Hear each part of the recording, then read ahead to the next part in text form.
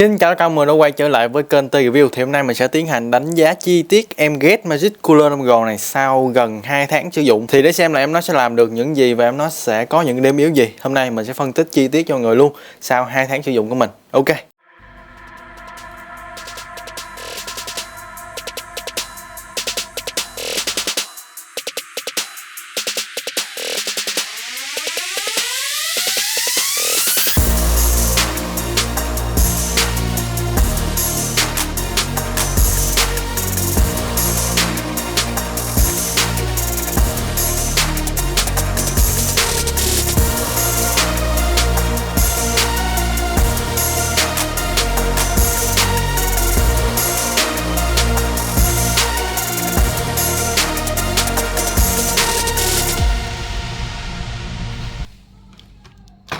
Đầu tiên thì mình sẽ nói về phần giá cũng như phần phụ kiện của em này trước. Em này nó sẽ có hai option mọi người nhé. Thứ nhất là mọi người sẽ có một cái option là đi kèm thêm các phần ngàm này.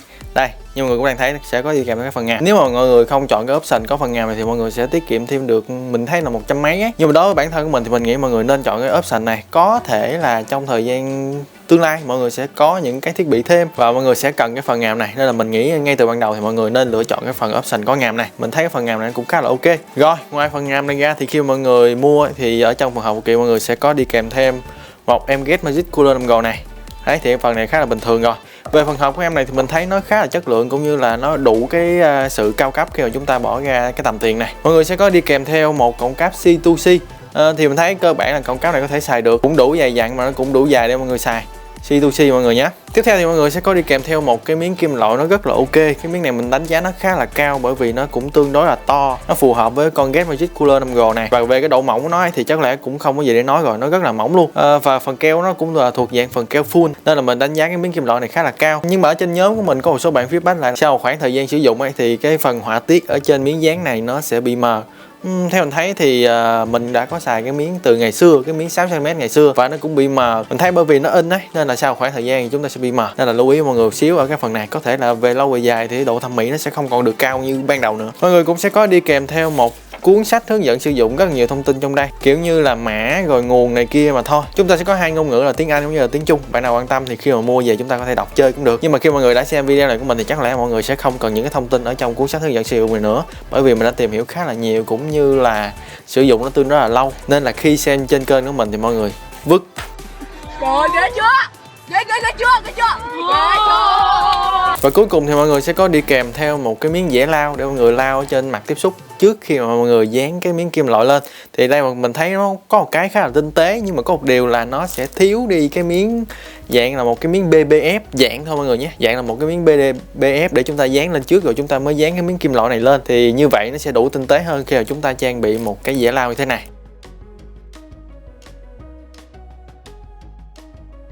Khác với những thiết bị khác thì mình sẽ nói về cái phần nguồn của con này trước, bởi vì nó gây ra khá là nhiều tranh cãi cũng như là những cái thông tin sai lệch nó rất là nhiều, nên là mình sẽ ưu tiên nói về phần nguồn của con này trước. Thứ nhất là mình muốn khẳng định một cái thông tin là đã lan truyền ở trên giang hồ khá là lâu rồi khi mà con này nó mới ra mắt, và trước đó cái con Get Magic Cooler 4G nữa và cái phiên bản có ngàm của nó thì nó cũng có cái thông tin này.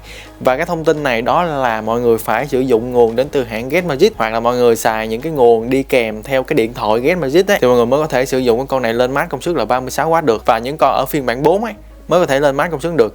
Thì đối với bản thân mình là mình đã tiến hành kiểm chứng cũng như là nhờ những cái mối quan hệ của mình kiểm chứng, thì đây là cái thông tin hoàn toàn sai lệch, nên là mọi người lưu ý nhé. Cái thông tin giang hồ này thì mình cũng đã nói nhiều lần rồi và chúng ta không nên tin 100%, và cũng đã có rất là nhiều bạn bị cái thông tin này nó dắt mũi, và mình xin khẳng định lại cái thông tin đó là cái thông tin giả, sai sự thật và vô căn cứ. Mình đã có nhờ những cái mối quan hệ của mình xài cái nguồn 65W đến từ Get Magic này, nó cũng chả lên được, thậm chí là nó sẽ không bằng cái nguồn của mình là mình lên được 35-36W, còn cái nguồn đó chỉ lên được tầm 32W thôi là đã sụt xuống rồi. Cũng đã có một bạn hỗ trợ mình là xài cái nguồn Get Magic Giao ấy mọi người nha, cái nguồn mà tầm 4 triệu mấy ấy, thì cái nguồn đó cũng không thể nào mà lấy con này lên ổn định ở cái mức là 36W được. Tiếp theo cái thông tin đó thì mình cũng đã có mail cho Get Magic Global mọi người nhé, cái trang Get Magic Global. Thì nếu mà các bạn quan tâm các bạn có thể search trên Google là Get Magic Global thì mọi người sẽ có thể thấy cái trang đó. Mình cũng đã có mail tới cái trang đó và mình cũng đã thông tin với họ khá là nhiều mail, tầm hơn chục mail lận. Thì họ cũng xác nhận với mình là sẽ không cần cái nguồn đến từ hãng của họ. Họ chỉ khuyên là chúng ta nên dùng cái nguồn 21V 3A mà thôi. Và mình cũng đã có mua cái nguồn 21V 3A và kết quả thì vẫn chưa thể kích con này lên được 36W ổn định. Thế nên là mình cũng đặt cái vấn đề là do bản chất con này sẽ không lên được 36W, hay là do cái bên tư vấn Get Magic Global đó nó có vấn đề, họ chưa đủ thông tin, hoặc là người tư vấn chưa đủ kiến thức về sản phẩm của họ. Nhưng mà chung quy lại chúng ta có thể tổng kết ở đây là hai vấn đề. Thứ nhất là con quạt này sẽ không cần nguồn đến từ Get Magic. Thứ hai, mình vẫn chưa chắc chắn là con này có thể ổn định ở cái mức 36W hay không, nhưng mà tỷ lệ nó không thể ổn định ở mức 36W có lẽ là tầm 95%. Như mọi người cũng đã thấy ở trong cái video giới thiệu của Get Magic ấy, thì họ có để một cái khúc video đó là 36W là turbo và 25W là standby. Thì nếu mà chúng ta chăm trước được thì mọi người sẽ nghĩ theo cái hướng là ở những cái giây đầu thì nó sẽ xài 36W để nó kích cái con sò lạnh nó chạy nhanh lên, còn về sau thì nó sẽ chạy ổn định ở cái mức là 25W nếu mọi người nghĩ theo cái hướng tích cực. Nhưng mà thật sự thì nếu mà như vậy thì họ cũng không nên nhắc cái 36W này vào, bởi vì như vậy nó sẽ khiến cái dư luận cũng như là người dùng cảm thấy rất là khó chịu khi chúng ta sử dụng mà nó lại không match lên được cái công suất như là họ công bố. Và thấy ở trên trang Global này rồi trang CN của họ ấy, thì không có cái thông tin nào mà nó giống như mình vừa nghĩ theo cái hướng tích cực đó.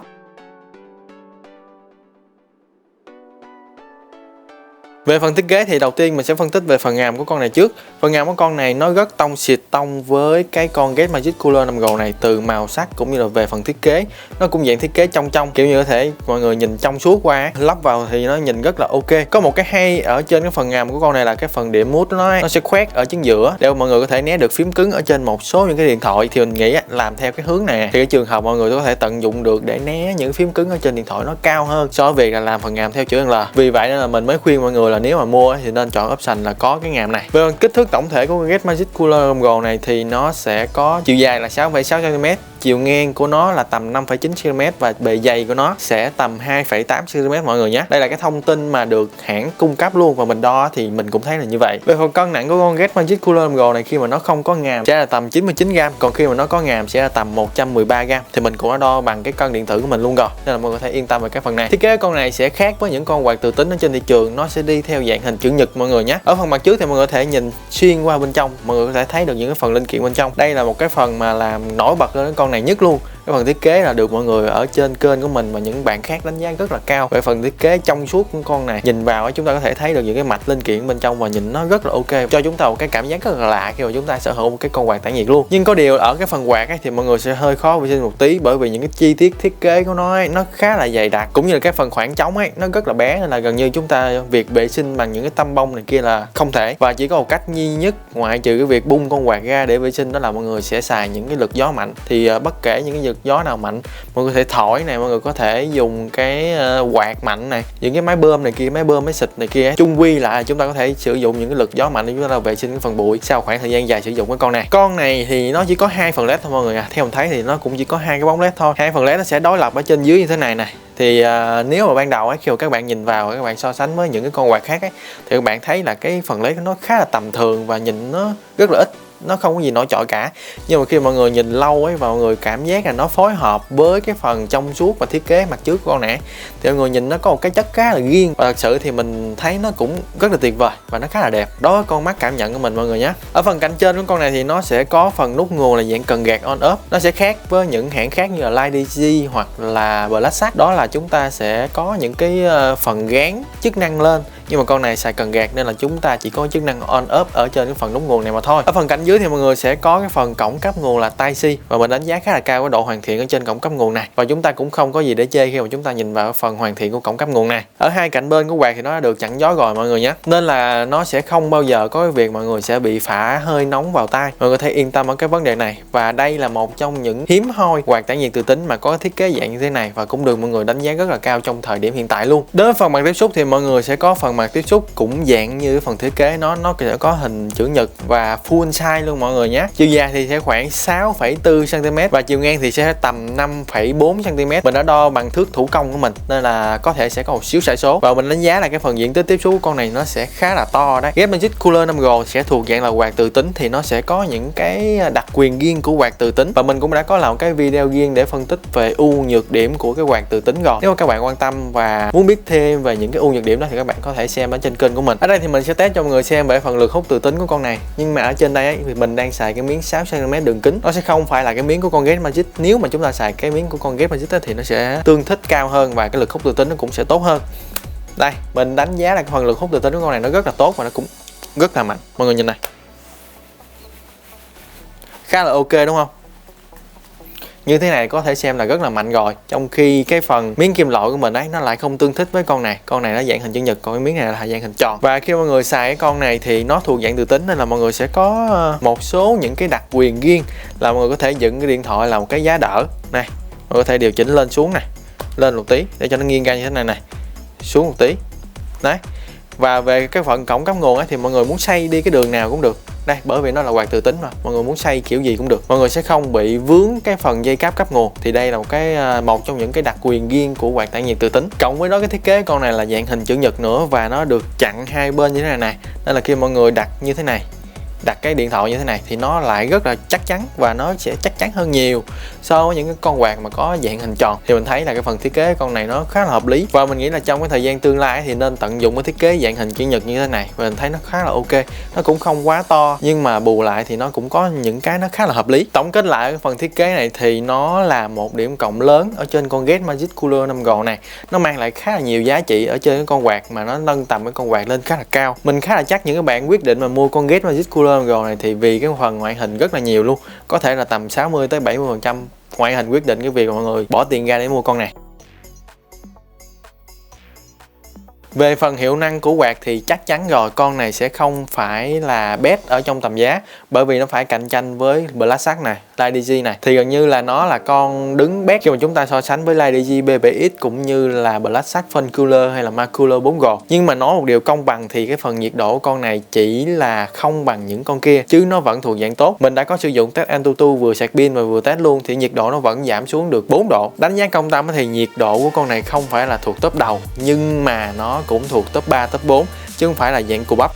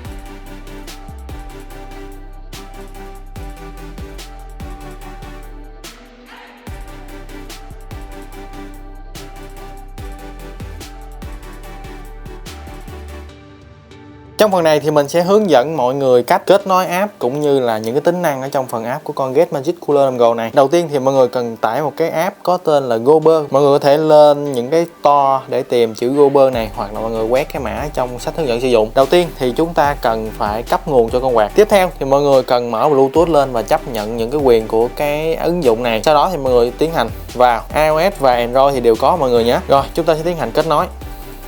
Đây thì nó sẽ có hiện đây này, chúng ta sẽ thấy này, đèn led nó vừa thông báo đấy. Ở trong phần app của con này thì mọi người sẽ có kiểm soát nhiệt độ tự động. Cái phần này nó giống như là phần tự động độ sáng nha mọi người à.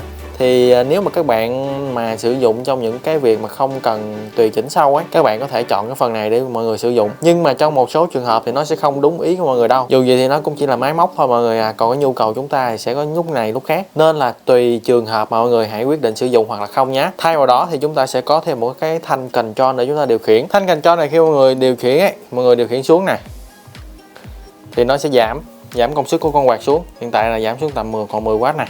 Khi mọi người giảm xuống cực độ luôn ấy, giảm xuống ở mức cuối cùng luôn thì nó sẽ lấy tầm 9W mấy này, nó sẽ lấy tầm 9W mấy là tầm 10W như thế này. Thì cái phần này nó sẽ giúp mọi người sử dụng đúng theo cái nhu cầu cá nhân của mọi người đang cần.